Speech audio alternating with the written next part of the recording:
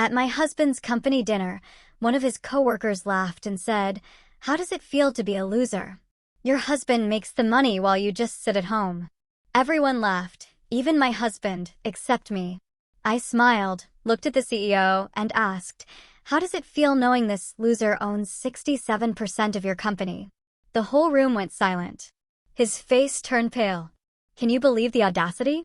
Marcus Blackwood, standing there in a packed Marriott ballroom, scotch in hand, looked straight at me and sneered, "How does it feel to be a loser?" The laughter that followed wasn't polite. It was cruel, genuine, unanimous. And the worst part? My own husband, Richard, raised his champagne glass in amused agreement. In that moment, after 22 years of playing the perfect corporate wife, something inside me didn't just break, it ignited. I decided then and there to destroy them all. But I'm getting ahead of myself.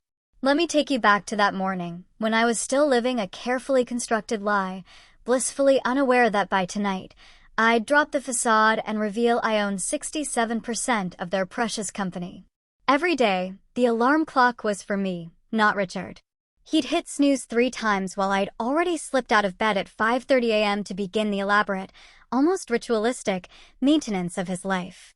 The kitchen was my first stop, where I'd perform the daily magic of his perfect breakfast: egg whites, no yolk, golden brown whole grain toast, pulp-free orange juice, because his digestion was paramount. 22 years of this routine, and I could have done it blindfolded, my hands moving with the muscle memory of a devoted servant. "Karen, where's my Harvard tie?" His voice boomed from upstairs at 6:04 a.m., right on schedule. He knew exactly where it was, 3rd drawer, left side, color-coded, but asking me to fetch it reinforced something for him. I was the retriever, the finder, the one who smoothed out life's minor inconveniences.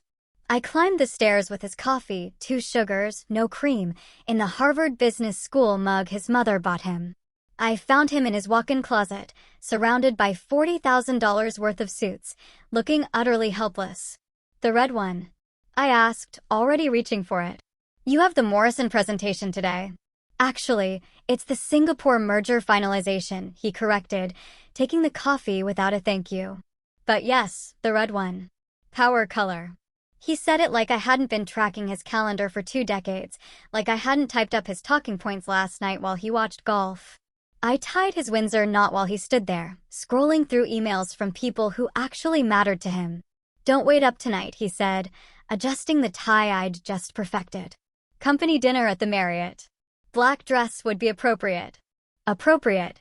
After 22 years, I'd become something that was either appropriate or inappropriate, never just myself. Lunch with my mother at the country club was its own kind of torture. She sat across from me at our usual table, the one overlooking the tennis courts, where she'd once hoped I'd celebrate my own victories instead of my husband's.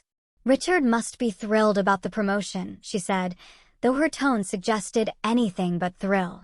"Senior Vice President, your father would have been impressed." My father? He would have been devastated. He'd sent me to Columbia Business School. He'd celebrated when Goldman Sachs offered me that analyst position. He believed I'd conquer Wall Street, not become a suburban housewife whose greatest achievement was remembering her husband's coffee order. "You look tired, dear," Mother continued, studying my face with that surgical precision only mothers perfect over decades. "Are you taking those vitamins I recommended?" "I'm fine, Mother. You used to say that when you were struggling at Columbia, too. Right before you quit." She set down her fork, her Caesar salad barely touched.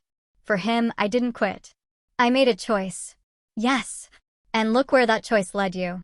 She gestured vaguely at my St. John suit, my pearl earrings, my entire existence, playing dress-up for his colleagues while my brain rotted in that big house.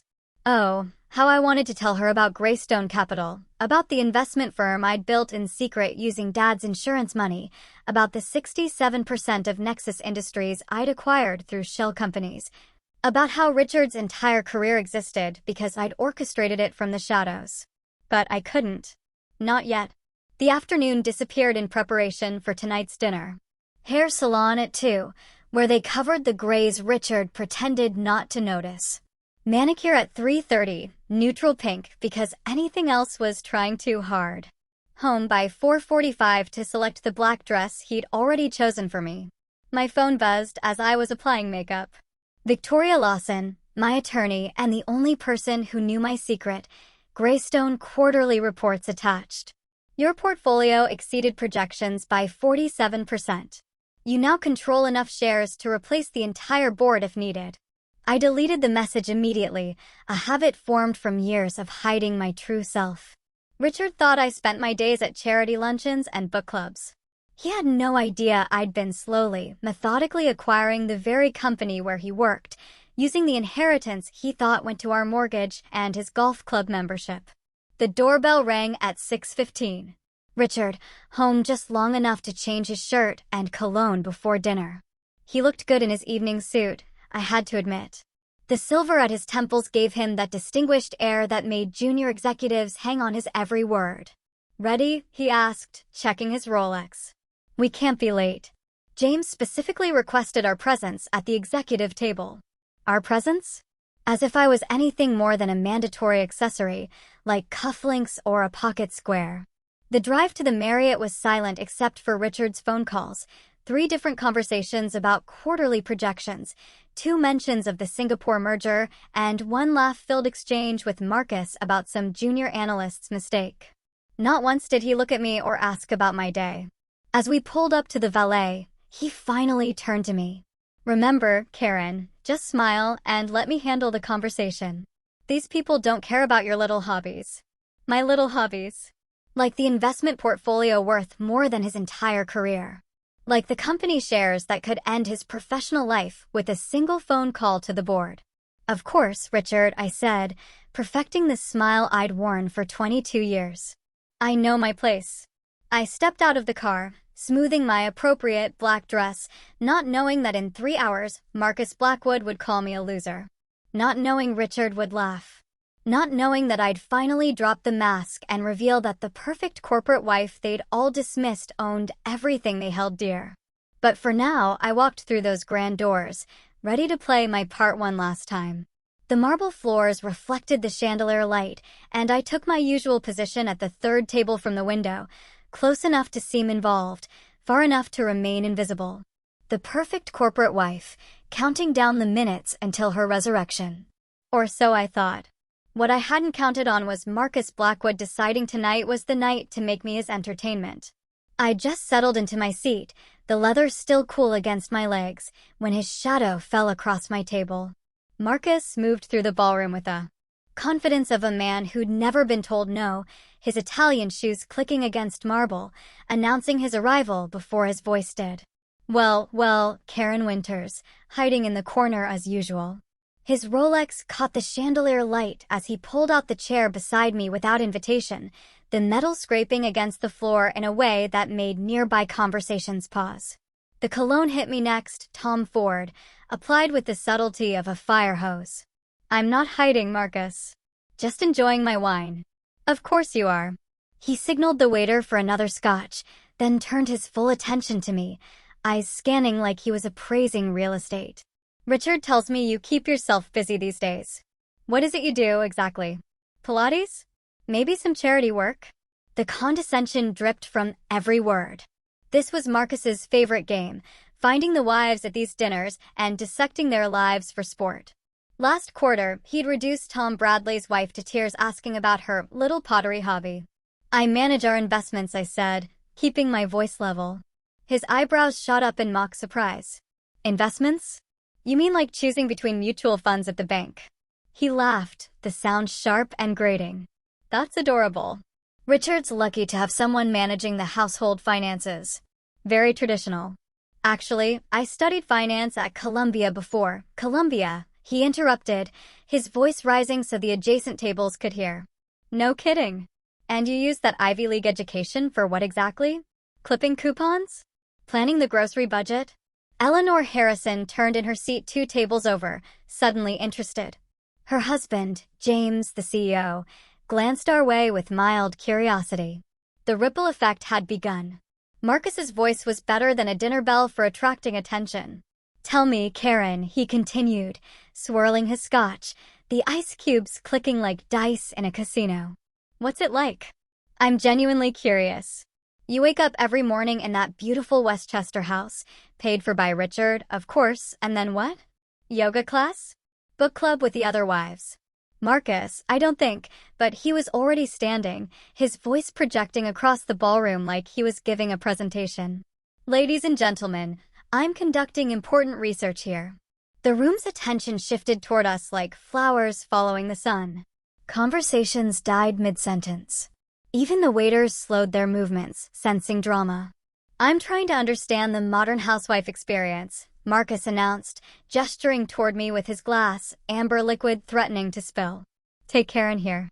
Columbia educated, presumably intelligent, and she's chosen to, what's the phrase? Lean out? Opt out. Patricia, Richard's secretary, had her phone out now, probably recording. Two junior executives at the bar had turned completely around on their stools to watch.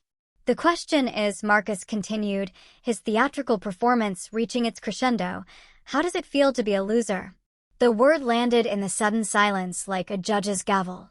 I mean, seriously, he pressed on, feeding off the nervous laughter beginning to bubble up from various tables. Your husband earns millions. He's closing deals that reshape entire markets. He's building an empire. And you? He just arrange flowers? Plan dinner parties? Wait for him to come home and tell you about the real world.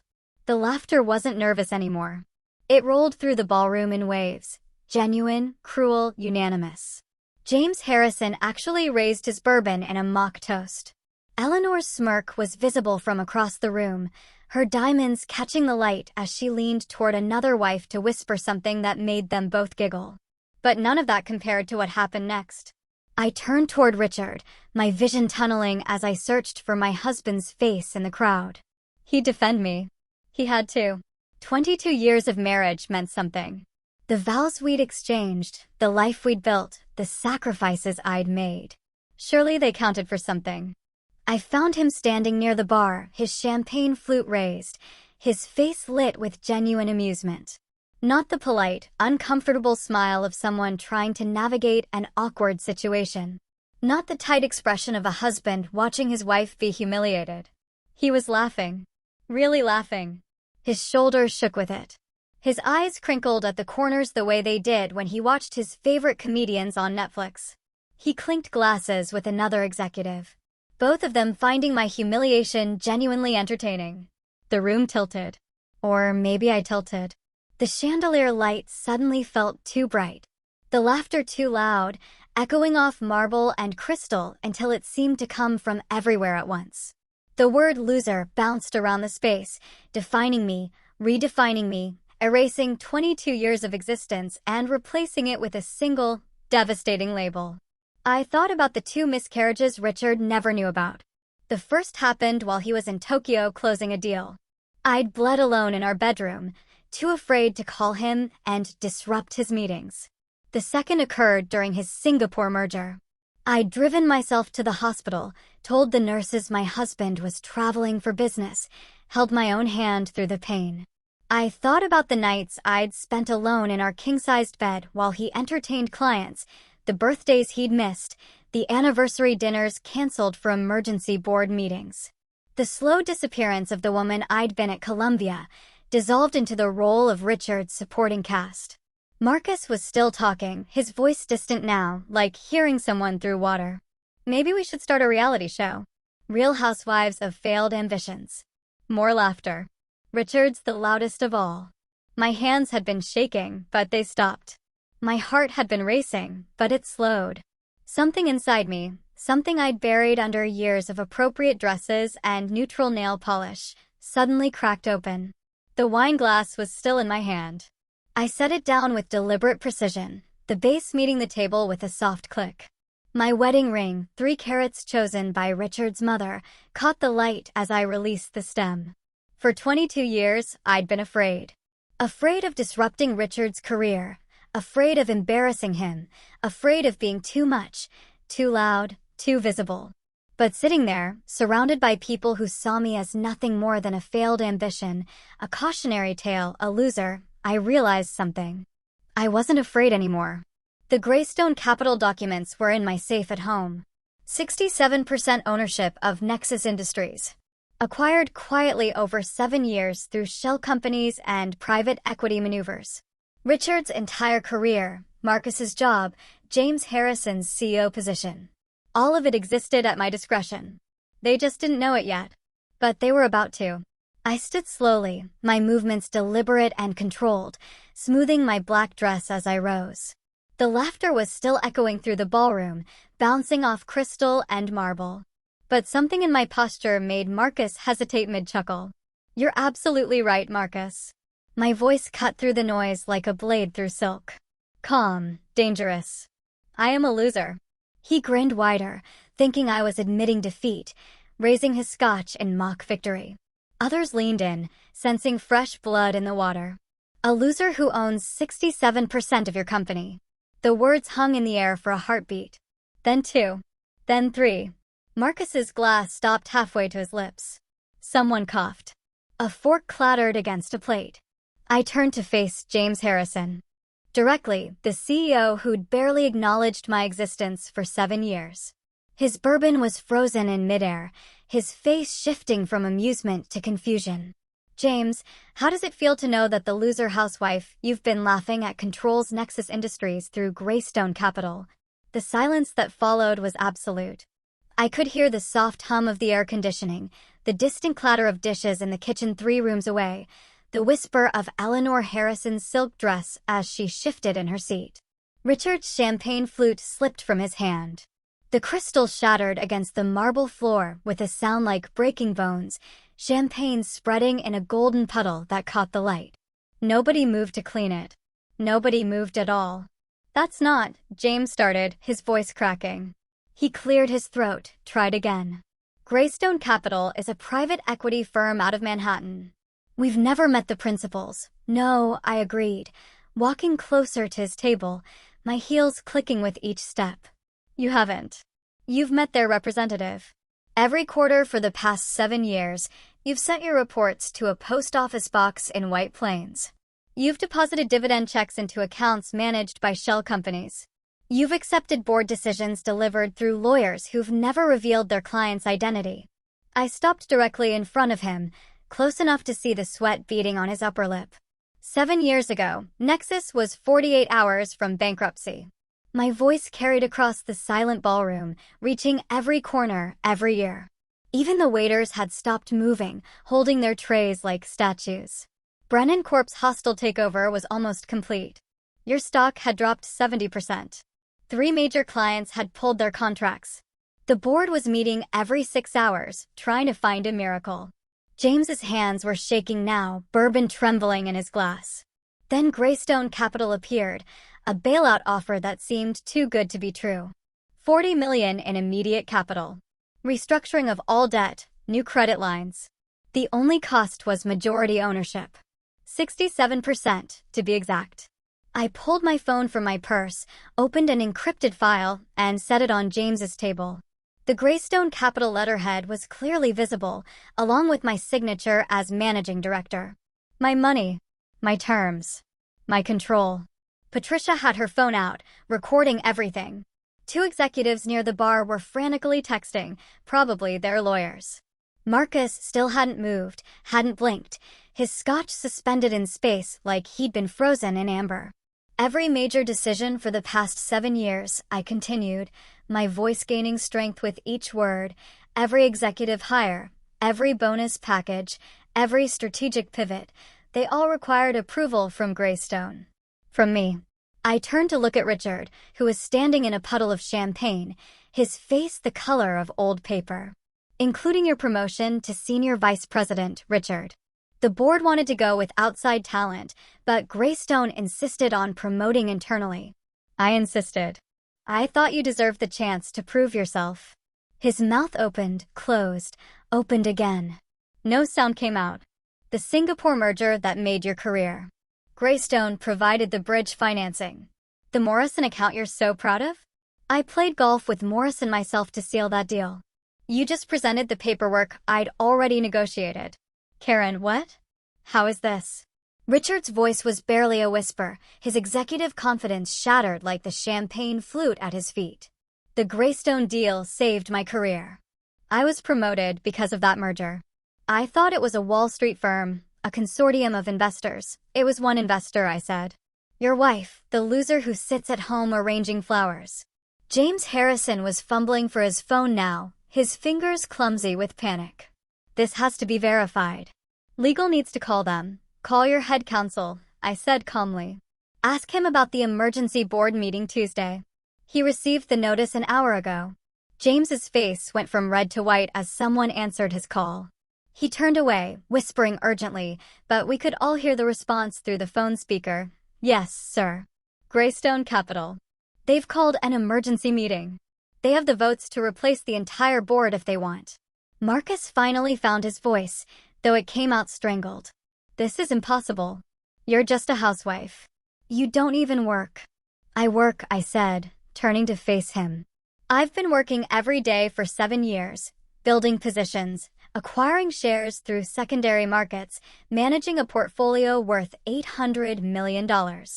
I just did it from my home office while you thought I was at book club. Eleanor Harrison spoke for the first time, her voice shrill with panic. James, what does this mean? The house in the Hamptons, the yacht. It means, I said, picking up my purse with deliberate calm, that the free ride is over. I looked around the room at the faces that had been laughing at me minutes ago. They weren't laughing now. They looked like passengers who just realized their captain had abandoned ship. Enjoy the rest of your dinner, I said, adjusting my purse strap. Monday morning, there will be a full forensic audit of executive spending, every corporate card transaction, every expense report, every client entertainment receipt. I started walking toward the exit, my heels marking each step like a countdown. Tuesday, emergency board meeting. We'll be discussing new leadership. Wednesday, Marcus. I paused, turned to look at him over my shoulder. You might want to update your resume. That trip to Vegas last month on the company jet, the one you filed as client entertainment? We have the security footage. The ballroom erupted behind me. Richard calling my name with increasing desperation. James shouting into his phone about legal options. Eleanor demanding to know if they'd have to sell the house. Marcus trying to explain about Vegas. But I didn't turn around. I didn't stop walking. 22 years of being invisible had taught me many things. But the most important was this: the best revenge isn't served cold. It's served at exactly the right temperature, at exactly the right moment, to exactly the right people. The valet brought my car, the Tesla Richard didn't know I owned, and I drove away from the Marriott, leaving my old life in pieces on the marble floor. Behind me, in that ballroom, the kingdom built on my money was already beginning to crumble. The Tesla's autopilot guided me home through empty streets while my phone blazed with notifications. 17 missed calls from Richard, 3 from James Harrison, and 1 from a number I didn't recognize that was probably Marcus. I turned the phone to silent and watched the city lights blur past, feeling something I hadn't experienced in decades: control. The house was dark when I pulled into the garage at 11:47 p.m. No lights except for the thin yellow line under Richard's study door. He'd beaten me home somehow, probably broke every traffic law in Connecticut to get here first. I made myself a cup of tea, not the chamomile Richard bought in bulk, but the expensive oolong I kept hidden behind the flower container, and climbed the stairs to bed. The sound of papers rustling and keyboards clicking from the study followed me all night. At 6 a.m., I found him exactly where I knew he'd be, surrounded by a hurricane of financial documents. 3 laptops open to different shareholder databases. His usually perfect hair standing at angles that defied physics. Empty coffee cups formed a defensive perimeter around his desk. His Brooks Brothers shirt was untucked, unbuttoned, and had what looked like mustard stains from a gas station sandwich. We need to talk. His voice was hoarse, probably from making desperate phone calls all night. I poured myself coffee from my private stash, Blue Mountain from Jamaica, $70 a pound, and sat in the leather chair across from him. The chair where I'd sat hundreds of times while he explained why he'd missed another anniversary, another birthday, another life moment. Is it true? All of it. I took a long sip, savoring the rich flavor I denied myself whenever he was around. Every word. His hands shook as he pushed a document across the desk, a printout from the SEC database showing Greystone Capital's controlling stake in Nexus Industries. Why didn't you tell me, Karen? We could have been a power couple. We could have run the company together. Think of what we could have accomplished if I'd known. The laugh escaped before I could stop it, sharp and bitter as black coffee. Together, Richard? You told your golf buddies I dabble in investments like it was a cute hobby. You introduced me at last year's Christmas party as someone who used to have career ambitions before she found her true calling as a wife. He flinched but pressed on, his desperation overriding his shame. That was just talk. You know how those guys are. I had to maintain an image. An image of what? A successful man with a decorative wife? A breadwinner with a dependent? Tell me, Richard, in this fantasy where we run Nexus together, would I still be making your breakfast every morning at 5:30? The doorbell rang at exactly 9 a.m., saving him from answering. Victoria Lawson stood on my doorstep with 3 associates, all carrying banker's boxes and looking like a legal SWAT team. Good morning, Karen. Ready to change some lives? I led them to my home office, the room Richard thought contained my scrapbooking supplies. His jaw dropped as Victoria's team transformed it into a war room, covering every surface with documents, laptops, and evidence boxes. The forensic audit is complete, Victoria announced, spreading reports across my desk like tarot cards revealing corporate futures. It's worse than we thought. She pulled up security footage on her laptop, Marcus boarding the company jet with 2 women who were definitely not clients, timestamp showing a Wednesday afternoon when he was supposedly in budget meetings. 17 trips to Vegas in the past year, all expensed as client entertainment. Total damage, $450,000. The next file showed James Harrison's brother-in-law's consulting firm, $3 million in contracts for services that were never rendered. The company didn't even have an office. It was registered to a residential address in Jersey. More documents, more corruption. 7 years of executives treating Nexus like their personal piggy bank, while I remained silent in the shadows. We can destroy them all, Victoria said, her eyes gleaming with legal bloodlust. The question is, how much damage do you want to inflict? I thought about 22 years of being introduced as Richard's better half, as if I wasn't a whole person. 22 years of having my opinions dismissed, my intelligence undermined, my existence reduced to an accessory. All of it. I want them to feel what it's like to lose everything they thought they owned. Richard was hovering in the doorway, his face gray as old newspaper. Victoria noticed him and smiled with shark-like precision. Mr. Winters, I'd suggest you retain separate counsel. This is going to get complicated. My phone rang just as Victoria was explaining the legal intricacies of corporate takedowns. The screen showed Melissa's face, the photo from her high school graduation, where she looked so much like me at that age before I disappeared into Richard's shadow. Mom, Dad just called me crying. He says you've destroyed his career. What's happening? I stepped onto the balcony, away from Richard's desperate eyes. Your father and his colleagues humiliated me at a company dinner. They called me a loser for being a housewife. They laughed at me, Melissa. Your father laughed along. Silence stretched between California and Connecticut. So, I told them the truth, that I own the company. That I've owned it all along. Wait, what? You own Dad's company. I explained about Greystone Capital, about saving Nexus from bankruptcy, about hiding my power for 7 years while being treated like furniture. Another long pause. Then you mean you've been running things all along while Dad took credit for being some business genius? Yes. Holy Mom, that's the most badass thing I've ever heard. It's about time you stopped letting him treat you like staff. Remember when he made you skip my recital for his client dinner? When he forgot your birthday 3 years in a row? When he told everyone at Thanksgiving that you'd given up your little career dreams to support him? I'd forgotten she'd been listening all those years, filing away every slight, every dismissal. I'm proud of you, Mom, for finally standing up. After we hung up, I found Victoria had set up a laptop showing Nexus's internal communication system. I thought you might want to see this, she said. An anonymous email had reached every Nexus employee 2 hours ago. Subject line, what your executives don't want you to know. The message contains select portions of the audit findings, Marcus's Vegas trips, James's nepotism, the executive team taking million-dollar bonuses while laying off 200 employees last Christmas. Within minutes, the company's Slack channels had exploded, years of resentment pouring out in digital form. "Did you send this?" I asked Victoria. She shrugged. "Whistleblowers are protected by law. Could have been anyone with access to this information." My inbox was filling with messages from Nexus employees. The most surprising was from Patricia, Richard's secretary. "Mrs. Winters, we always knew you were different. You remembered our names. You asked about our families. You treated us like people, not servants. Thank you for finally holding them accountable."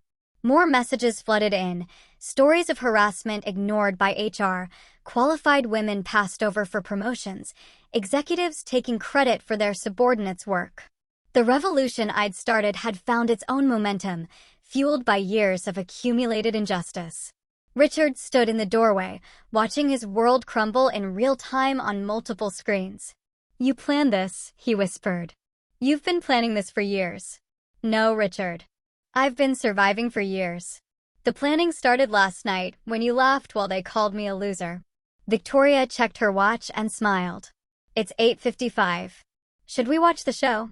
She opened her laptop to a financial news site just as the clock hit 9 a.m., Monday morning. The headline appeared immediately, breaking, "Nexus Industries under SEC investigation following whistleblower report." Within seconds, my phone erupted with notifications. The forensic audit had been delivered simultaneously to every board member's personal email, the SEC's Enforcement Division, and journalists at the Wall Street Journal, Bloomberg, and Reuters. "Marcus Blackwood is about to have a very bad morning," Victoria said, pulling up the Nexus security feed on her tablet. The timestamp read 9:01 a.m. Marcus was at his desk, probably reading the email that detailed his Vegas trips, his expense fraud, and the harassment complaints HR had buried. His face went from confusion to panic to pure terror as he realized what was happening. By 9:04 a.m., 2 security guards appeared at his office door. The entire 10th floor had gathered to watch through the glass walls as they escorted him out, making him surrender his company car keys at reception. Someone, probably one of the assistants he tormented, was filming on their phone. "That video will be viral within the hour," Victoria predicted. She was wrong. It took 20 minutes. Richard was pacing behind us, his phone buzzing constantly. "The office is in chaos," he said, reading his texts aloud like a war correspondent. "James is having a breakdown. 3 executives just resigned. The stock is dropping. Karen, please. You have to call this off." I turned to look at him, really look at him for the first time that morning. His eyes were bloodshot, his shirt wrinkled, his hands trembling. This was Richard without his armor of success. "Call it off? Did you call off the laughter when they mocked me? Did you call off the 22 years of introducing me as your better half like I was an appendage instead of a person? That's different." "You're right. It is different. Because this is just business, Richard." That was personal. Tuesday morning arrived, gray and drizzling. Perfect weather for a corporate funeral. I dressed carefully in the red Chanel suit I'd bought years ago but never worn. Richard had called it too aggressive for a woman.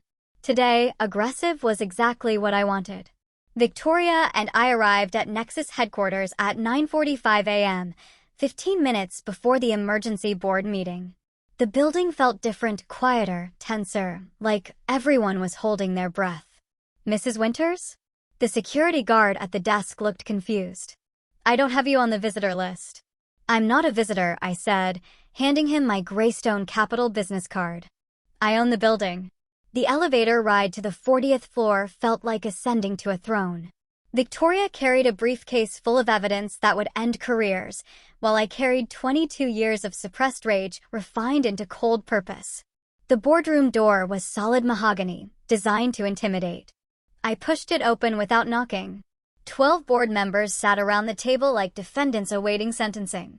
James Harrison was at the head, or what used to be the head before I arrived. His face was haggard, aged 10 years overnight. I walked directly to his chair and stood beside it, waiting. "That's the chairman's seat," he said weakly. "Yes, it is." The silence stretched until he stood, gathering his papers with shaking hands, and moved to a side chair. I sat down in what had always been my rightful place. Greystone Capital is no longer a silent partner, I announced, my voice filling the room. As majority shareholder, I'm exercising my right to direct oversight of this company. James tried to rally. You can't just. I slid a folder across the table. The thud echoed in the silence. Embezzlement. Fraud. Breach of fiduciary duty. Your brother-in-law's fake consulting firm. The condo in Miami you bought with company funds. Should I continue? His face crumbled like old parchment. Effective immediately, your resignation is accepted. Your golden parachute is revoked. Your stock options are void. Security is waiting outside. 30 years, he whispered. I built this company for 30 years. No, James. You inherited a company I saved from bankruptcy and spent 7 years looting it. There's a difference. Security entered, 2 guards who'd probably made minimum wage while James collected million-dollar bonuses. The poetry of it wasn't lost on anyone as they escorted him out. Now, I continued, turning to the remaining board members, let's discuss new leadership. We should conduct a search, one ventured. Hire a firm, evaluate candidates, no need. Dr. Amelia Foster will serve as CEO, effective immediately. The room erupted in protests. She's just an operations manager. We need someone with CEO experience. The shareholders will revolt. I am the shareholders, I reminded them, and Dr. Foster has been essentially running this company for 5 years while you gentlemen played golf. The door opened and Amelia entered.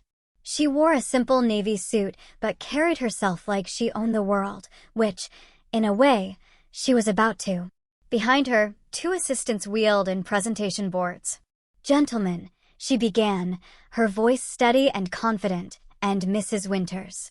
This restructuring plan will save Nexus $50 million annually while protecting every single non-executive job. She walked them through her vision, cutting executive perks, not workers, investing in innovation, not yacht club memberships, promoting based on merit, not connections. This is what competence looks like, I said when she finished. You've just forgotten because you've been promoting based on golf handicaps instead of ability. That evening, I found Richard in our kitchen, staring at his phone like it held his death warrant. In a way, it did. Brennan Corp offered me a position, he said without looking up. Entry-level business development. 53 years old, and they want me to start over as an account coordinator. The same position he'd held at 25. The same position he'd mocked others for still having at 40. They know I'm toxic now. Everyone knows my own wife didn't trust me enough to tell me the truth. They think I'm either an idiot who didn't know his wife owned his company or a fraud who knew and lied about it. The irony was perfect, served at exactly the right temperature. How does it feel? I asked, pouring myself a glass of wine, the good stuff, no longer hidden, to have your entire professional worth reduced to your relationship with your spouse? To be defined not by your achievements, but by who you married. He looked up at me then, and for the first time in 22 years, I saw understanding in his eyes. But understanding and redemption are different currencies, and his account was overdrawn. The doorbell rang at 7 a.m. Wednesday morning, sharp and insistent. Richard was still in bed. He'd been sleeping in the guest room since Monday, and I was sitting in my office reviewing Amelia's transition plans for Nexus. Mother stood on my doorstep, her silver hair perfectly coiffed despite the early hour, wearing the pearls father gave her for their 30th anniversary. She never visited without calling first. Never. The whole country club knows, she said, stepping past me into the foyer. Eleanor Harrison was there yesterday crying into her mimosa about losing their house. Margaret Blackwood has already unfriended me on Facebook, as if Marcus's Vegas trips were somehow my fault. I led her to my office, expecting the lecture about proper behavior, about not making scenes, about maintaining dignity even when wronged. That was Mother's way, suffer beautifully, never messily. Instead, she sat down carefully in Victoria's chair and pulled a worn manila folder from her purse. Her hands trembled slightly as she opened it. Do you know what these are? I looked closer. My Columbia transcripts showing a 3.9 GPA, the acceptance letter to Harvard Business School that I turned down, the job offer from Goldman Sachs, an analyst position with a starting salary that would be impressive even today. You kept these 23 years, Karen. I've carried these for 23 years, waiting for you to remember who you were before him. She spread the papers across my desk, each one a ghost of the life I'd abandoned. You were brilliant. Not just smart, brilliant. Professor Hicks called you the most promising student he'd had in a decade. Goldman fought 2 other firms for you. And you gave it all up for a man who introduced you as his better half, like you were just a fraction of a person. Tears were running down her cheeks now, something I'd only seen twice before, at Father's funeral, and when I told her I was leaving Columbia.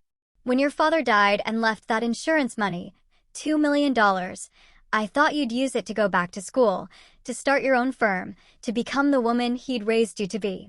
Instead, I used it to save Richard's company. Without taking credit, without even telling him it was your money. You let him think it was venture capital. Let him present himself as the business genius who saved his startup. She grabbed my hand, her grip surprisingly strong. But I'm proud of you now, Karen, for finally fighting back. Your father would be too. We sat there in silence, 2 generations of women who'd been taught to be supportive rather than supported, to be silent rather than seen. Thursday evening, Richard knocked on my office door, the first time he'd ever done that. He was holding a manila envelope and wearing the gray suit I'd bought him for our 20th anniversary. It hung loose on him now. He'd lost weight in the past 4 days. Can we talk? I gestured to the chair, but he remained standing, shifting from foot to foot like a schoolboy called to the principal's office. I've had divorce papers drawn up, he said, placing the envelope on my desk. I'm not contesting anything. You can have it all. The house, the cars, our entire joint portfolio. How generous of you to give me things I paid for. He flinched, but continued. I need something, Karen. Some dignity. Maybe a consultant position at Nexus? A reference letter saying I left for personal reasons? Something that doesn't make me look like a complete failure. I studied this man I'd once loved enough to sacrifice everything for. His shoulders, once broad with confidence, now curved inward. His hands, which used to gesture grandly when telling his stories, hung limp at his sides. You want dignity? I asked. Where was my dignity when you laughed as Marcus called me a loser? Where was it when you told people I dabbled in investments? When you introduced me as someone who used to have career ambitions? That was different. You're right. It was different. You had 22 years to give me dignity, Richard. Every single day, you chose not to. You chose to treat me like an employee, a secretary, a maid with a marriage certificate. Why should I show you mercy you never showed me?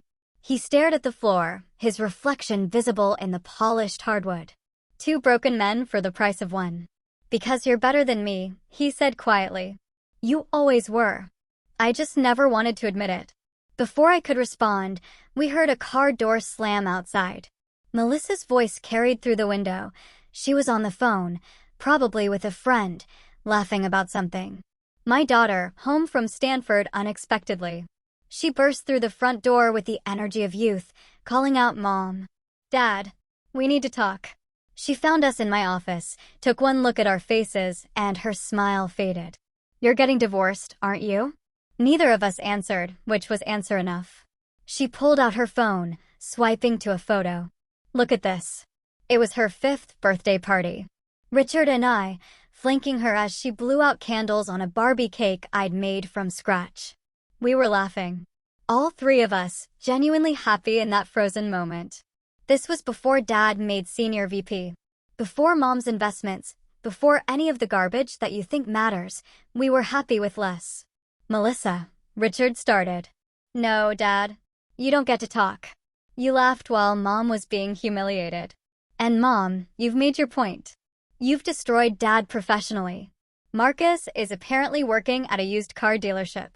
James Harrison is under federal investigation. What more do you want? She looked between us, her eyes, my eyes, blazing with frustration. I don't want to lose my family to revenge. Can't we salvage something? I looked at the photo again. That woman in the picture, she'd already given up Harvard to support Richard's dream.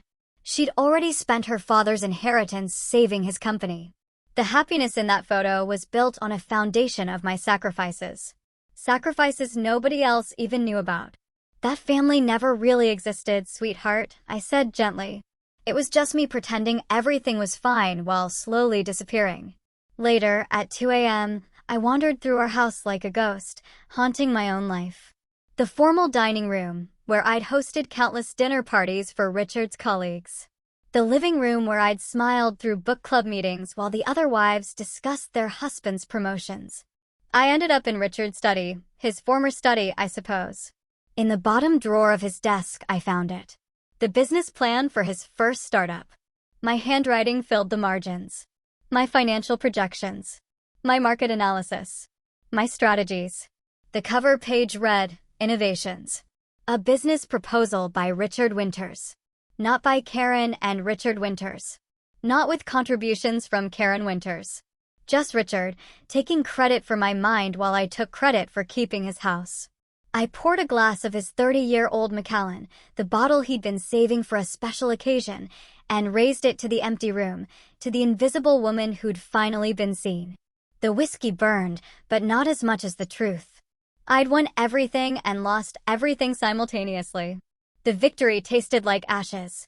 Expensive ashes, but ashes nonetheless. My phone buzzed at 3 a.m. Victoria's name lit up the screen. "Did I wake you?" she asked, though we both knew I hadn't slept properly in days. "What is it?"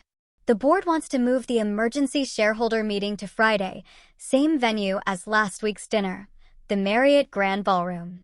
They think familiar territory will give them an advantage." I almost laughed. They wanted to return to the scene of my humiliation, not realizing they were handing me the perfect stage for their destruction. "Tell them yes. And Victoria, make sure the media knows. I want cameras." Friday arrived wrapped in sunshine that felt like cosmic irony. I chose my outfit carefully, a white Armani suit I'd bought years ago but never had the courage to wear. Richard had called it too bold, which made it perfect for today. The Marriott's Grand Ballroom had been transformed. Gone were the round dinner tables where executives had laughed at me. Instead, 300 chairs faced a raised platform. A projection screen behind the podium, large enough that no one could miss what I was about to show them. The crowd was a mix of shareholders, employees, and media. CNN had sent a crew. The Wall Street Journal had 3 reporters present. Every financial blog worth reading had someone in attendance. I stood backstage watching Richard enter through the main doors. He chose a seat in the very back row, probably hoping to slip out unnoticed when things got difficult. He had no idea how difficult they were about to get. At exactly 10 a.m., I walked onto that stage, my heels clicking the same rhythm that had marked my exit a week ago. The murmuring crowd fell silent. "Ladies and gentlemen," I began, my voice carrying to every corner of the room. "My name is Karen Winters, and through Greystone Capital, I am the majority shareholder of Nexus Industries." The presentation clicked to life behind me. A simple slide showing Greystone's 67% ownership stake. For 7 years, I've been silent while executives treated this company like their personal piggy bank. Silent while they destroyed the culture. Silent while they built a boys' club on the foundation of my investment. Marcus's Vegas trips appeared on screen, receipts, photos, security footage. Marcus Blackwood, who last week called me a loser housewife, spent $450,000 of company money on personal entertainment. James's fraudulent contracts filled the screen. James Harrison funneled $3 million to his brother-in-law's fake consulting firm. Executive bonuses versus employee layoffs, a graph that looked like a crime scene. While laying off 200 workers last Christmas, executives gave themselves 7-figure bonuses. A murmur rippled through the crowd. Employees in the audience were recording on their phones. Good. I wanted this viral by noon. Effective immediately, I continued, Nexus Industries will be restructured from the ground up. New leadership, new culture, new values. A hand shot up in the press section. Wall Street Journal by the lanyard. "Mrs. Winters, what about your husband's role in this scandal?" I found Richard in the back row. Our eyes met across 300 people. 22 years of marriage compressed into a single moment. Richard Winters has submitted his resignation, I said, never breaking eye contact with him. An investigation found he knowingly benefited from executive corruption while claiming ignorance. Richard started to stand to leave, but I wasn't finished. Mr. Winters will receive no severance package, no references, no golden parachute. The man who built his career on his wife's money, his wife's connections, and his wife's strategies, while calling her a trophy, is no longer associated with Nexus Industries in any capacity. He stood frozen as phones swiveled toward him, everyone suddenly recognizing the former senior VP slinking toward the exit. The business community should know exactly what kind of man they're dealing with, I added. Someone who laughs when his wife is called a loser, then discovers she owns his entire world. Richard finally made it to the door, but not before 50 phones captured his retreat. The video would be viral within minutes. The executive who didn't know his wife owned his company. But today isn't about destruction, I continued, turning back to the audience. It's about construction. Nexus will donate $10 million to establish the Phoenix Foundation. The screen behind me shifted to show the foundation's mission statement. This foundation will provide scholarships and mentorship for women whose careers were derailed. Women who were told they were just housewives while holding their families together. Female executives passed over for promotion because they didn't golf with the boys. Every brilliant mind dismissed because it came in a dress. This is for you. The applause started slowly, led by the female employees, but it grew until the entire room was clapping. I noticed Eleanor Harrison in the third row, tears streaming down her carefully made-up face. She'd been James's wife for 35 years, invisible at every company function, introduced as James's better half, just like I'd been Richard's. After the meeting, Eleanor approached me, her voice barely a whisper. I have a degree from Yale, she said. I was going to be a doctor, but James needed support for his career, and I disappeared. You don't have to be invisible anymore, I told her. None of us do. The afternoon brought one final piece of business.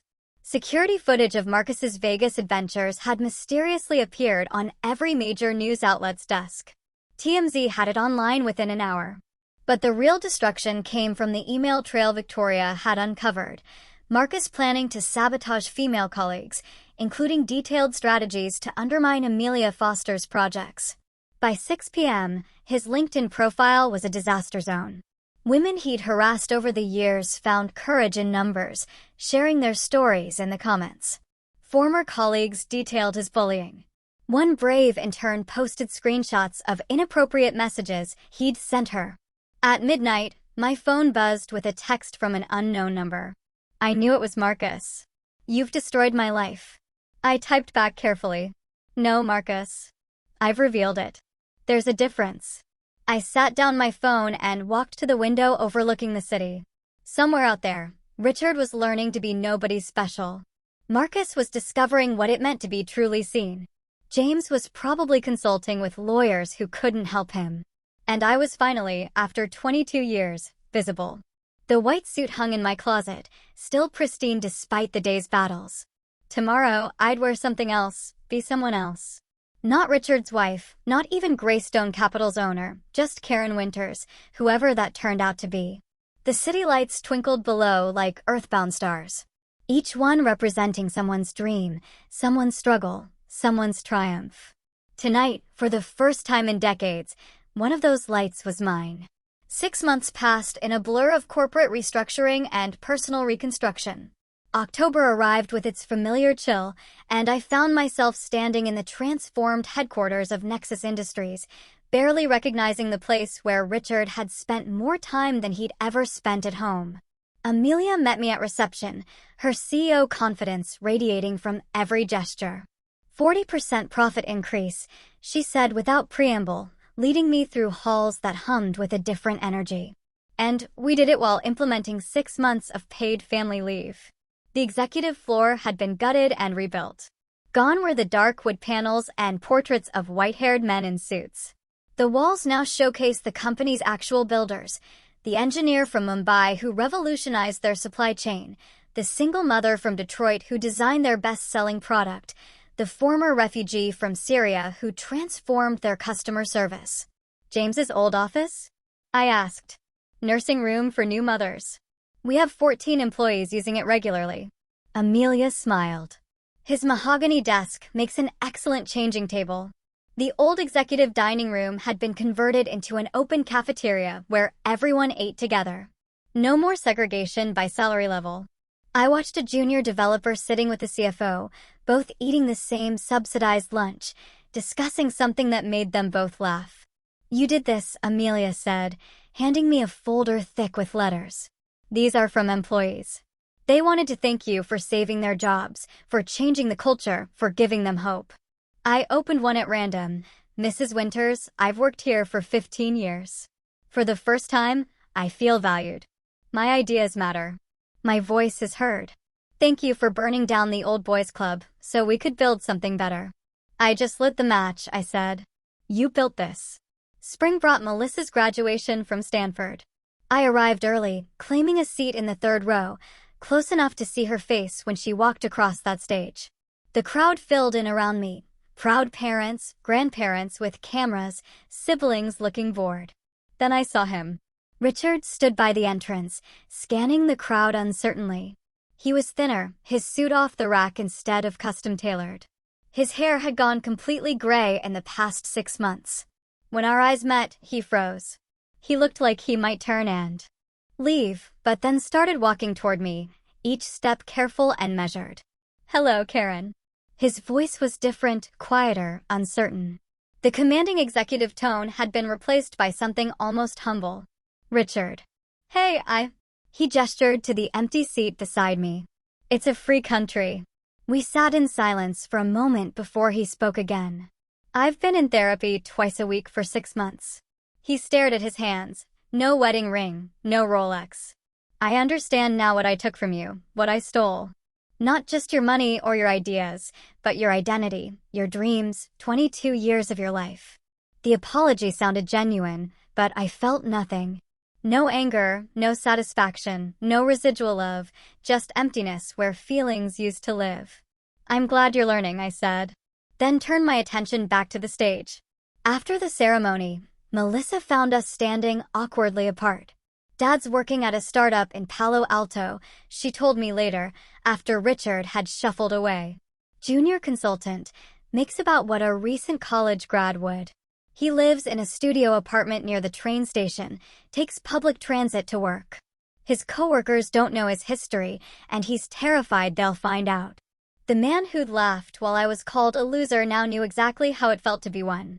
July brought the Phoenix Foundation's first gala. The ballroom at the Ritz, not the Marriott, never again the Marriott, filled with 25 women whose lives had been transformed.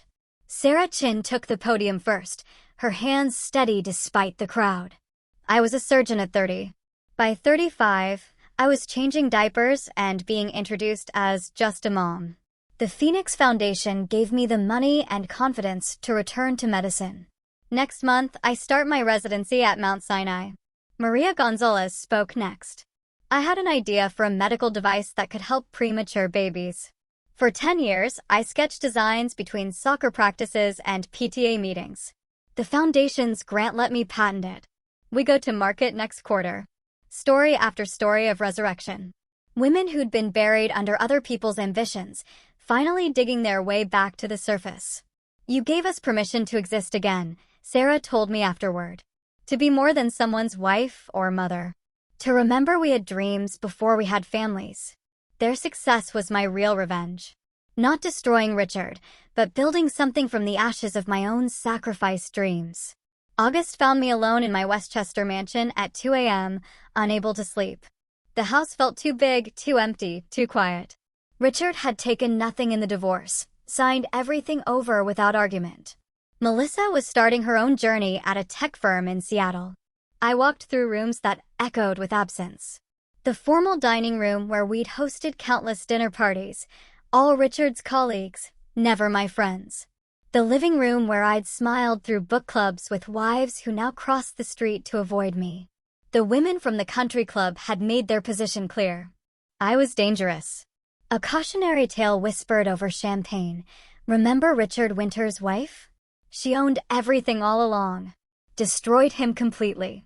They say Marcus Blackwood delivers pizzas now. I poured myself wine, the 2015 Chateau Margaux I'd been saving for a special occasion that never came, and stood at the window overlooking my garden. The roses needed pruning. The fountain Richard had installed for our 20th anniversary gurgled softly in the darkness. I was 62 years old, wealthy beyond imagination, powerful beyond measure, and utterly alone. The friends who'd filled this house had been Richard's friends. The social life I'd maintained had been built around his career. Without him, without the role of corporate wife, I was untethered. Floating in space I'd claimed, but didn't know how to inhabit. My phone sat silent on the counter. No one called anymore except Victoria about legal matters and Melissa to check if I was eating. The women I'd known for 2 decades now feared me. The executives who'd laughed at me now avoided me. I'd won every battle, but lost the war for human connection. Still, as dawn broke over Westchester, painting my empty mansion in shades of gold and possibility, I thought about that night at the Marriott. Marcus calling me a loser. Richard's laughter mixing with champagne bubbles and chandelier light. The moment I decided to stop being invisible. The price of visibility was isolation. The cost of revenge was loneliness. But as I raised my glass to the sunrise, toasting another day of freedom, I knew the truth. I'd do it all again. Because being feared and alone was still better than being loved and invisible.